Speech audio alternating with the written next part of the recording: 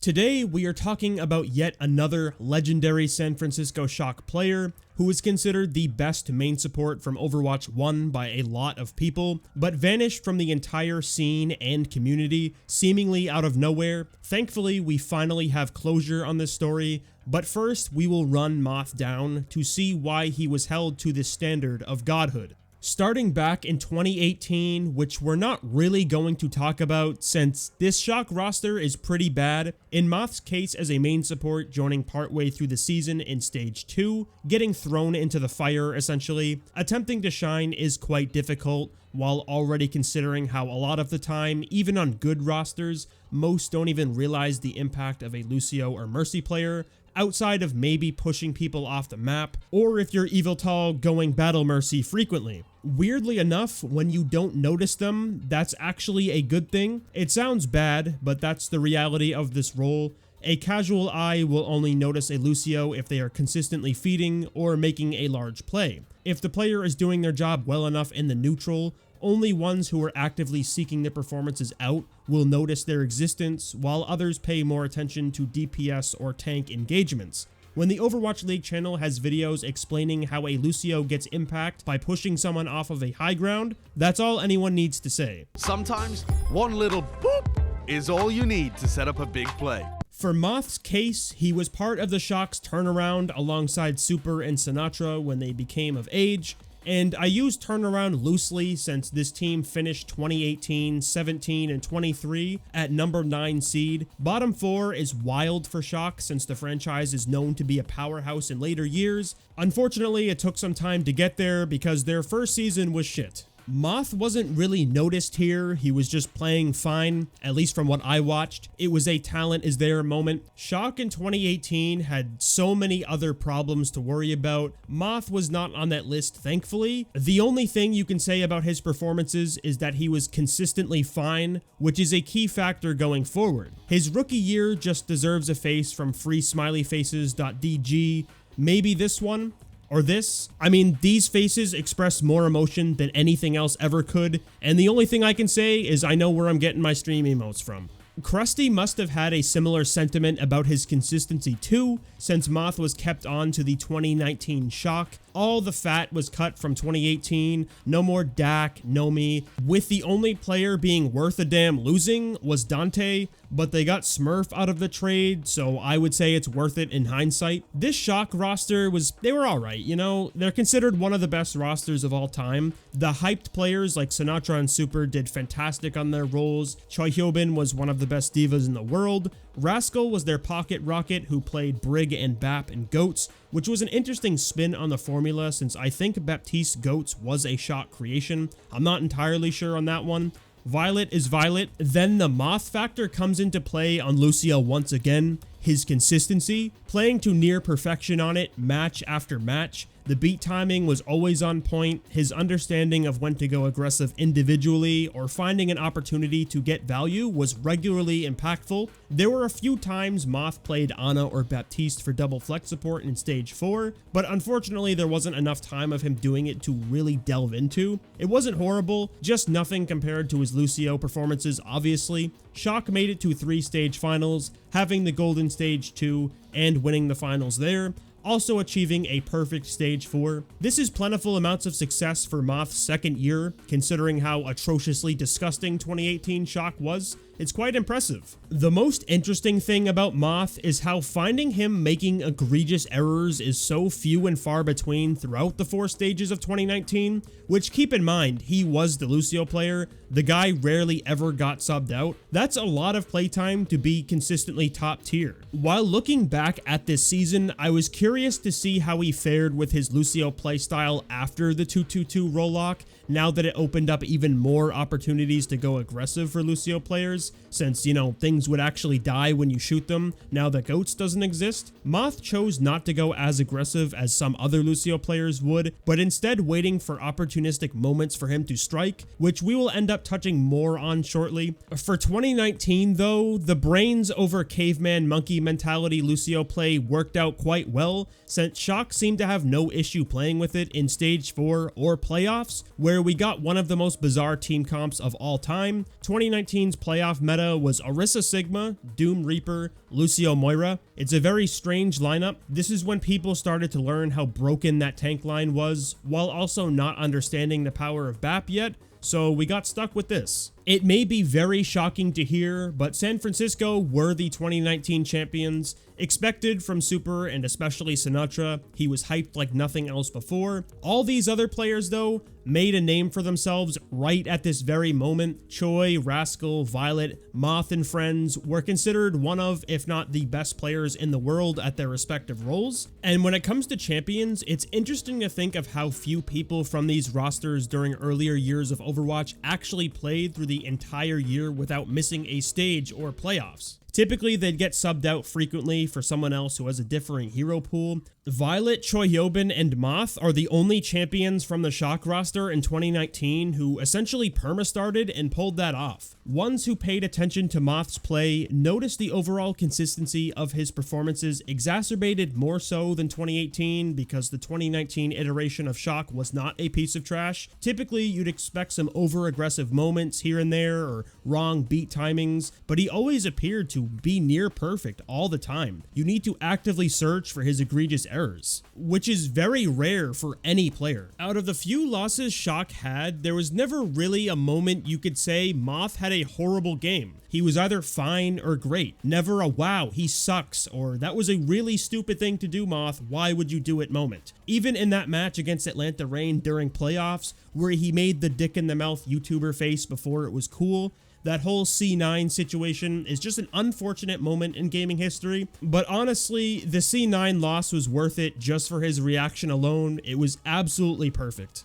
I don't think a single person was shocked when this team kept practically everyone from the previous year on board, adding Ons into the mix and later Twilight after the whole Vancouver implosion situation, where Shock was just better than mostly everyone again. Watching these matches back is not really fun because this roster was way ahead of its time with very few teams who could compete. Honestly, the 2020 production errors are the cherry that keeps this train moving, and moments like ZP calling Ons ANS. Very close, and still the fight is going on. ANS having the burn molten core. That can go right alongside the LR15 in the ZP Classics. This is the year teams truly found out how powerful Double Shield was and of course ran it all the time. But the one positive that came out of this, or negative depending on how you look at it, Orisa's old pull is stupid. You can suck someone from a different dimension with this thing. Of course, when Smurf did his call out, I'm pulling, and then Moth pressed his button, lots of highlights came out of it. Moth did not only play lots of Lucio and Mercy as he did in previous years. In 2020, he picked up Brig quite fast, even though he didn't play it at all during 2019. Rascal was Shock's Brig player during GOATS, and with the 2-2-2 roll lock, teams stopped having DPS players be on Brig for obvious reasons, and the main support players picked it up. And Moth immediately excelled at it. One of the best in the league, actually. Of course, this hero was still a bit overtuned. Armor Pack is not really a fun thing to have in the game. From my count, it only took around 10 nerfs for her to not be the most irritating character of all time, which all periodically came within the span of 2 years. Regardless, Moth knew this hero like the back of his penis, even though he barely even played it before, aiding in even more success for San Francisco Shock, where once again, this team was able to win 2 tournament finals, sadly falling short in the Summer Showdown. And for the second year in a row, Moth was probably the most consistent player I've ever seen. This guy would rarely make mistakes ever, and his reactive playstyle was showcased a lot more on Lucio throughout this season, as we talked about earlier, waiting for those perfect moments to get value. A style such as this doesn't really seem to be very common amongst the top Lucio players. 2020 is where players really started to level up their understanding of how to play the game. If you look at Lee Jae-gon or Funny Astro and how they play in comparison to Moth, it's a completely different field, seemingly looking for moments to go aggressive rather than waiting, especially Lee Jae-gon. His proactivity does get him killed quite often. It's a very feast or famine playstyle.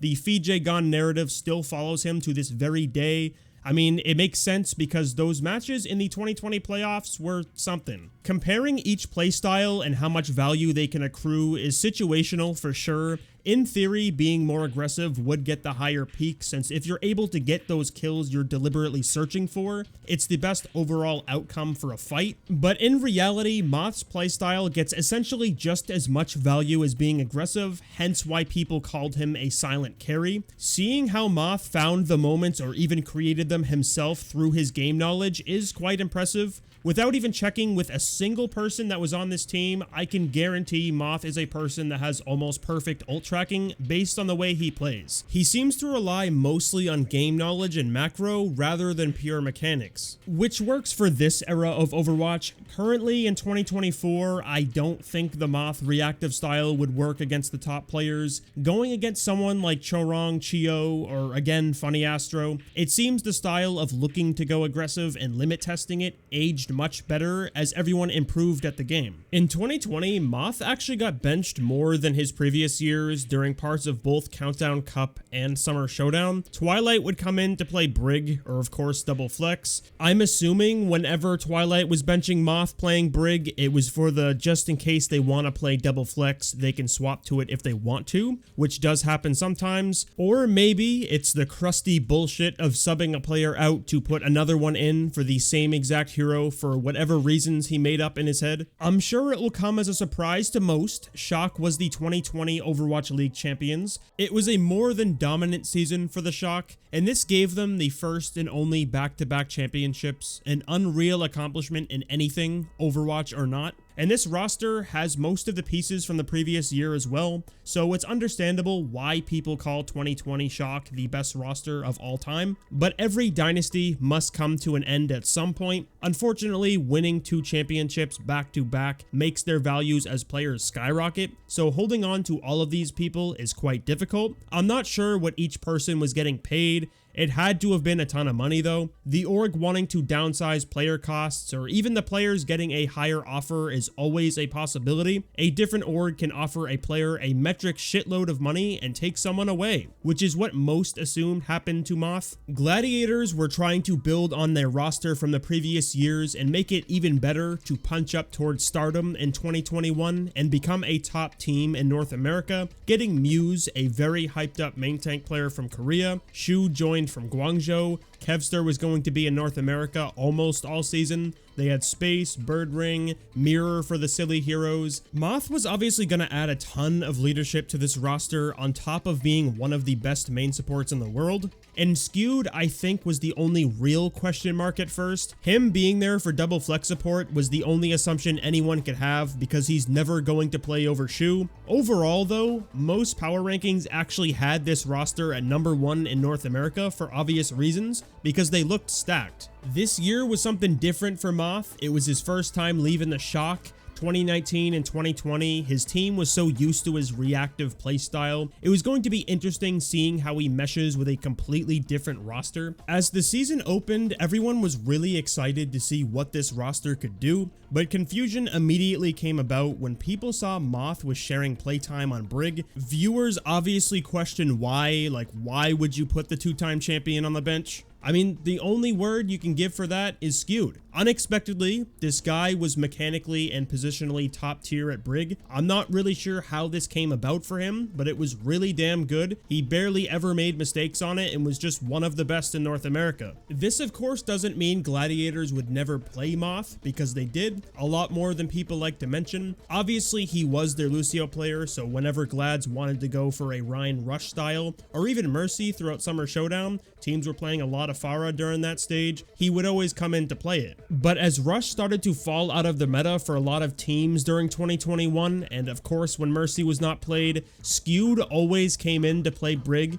Eventually, Gladiators learned the Shu skewed backline was almost Lee Jae-gun Izayaki levels of insane with the Brig Zen play. When your backline is performing this well, it makes sense to why Skewed always played over Moth. When Moth did come in, he was still the same guy. His playstyle didn't change. Glads were really good at Rush and the Brig Zen comps, so it's not like he was bad. There were a couple of highlights, and overall, the season was really good for this team. Glads won the Countdown Cup, which of course Moth had no part in, and looking back, I'm sure Skewed really was signed for purely double flex support and Moth was going to be the Brig player. Unfortunately for him, Skewed was just so good at Brig, they took him over Moth. Moth individually still had a good season, so there's nothing to write home about there. He was fantastic at Lucio, Mercy, and the few times he played Brig. The guy was a house name at this point, and some were disappointed he didn't play as much as he did before in 2021, but there was a new season coming up. We wondered if he was going to move to another team or stay with the Gladiators for another year. During the offseason, people noticed how Moth never really updated his Twitter with anything,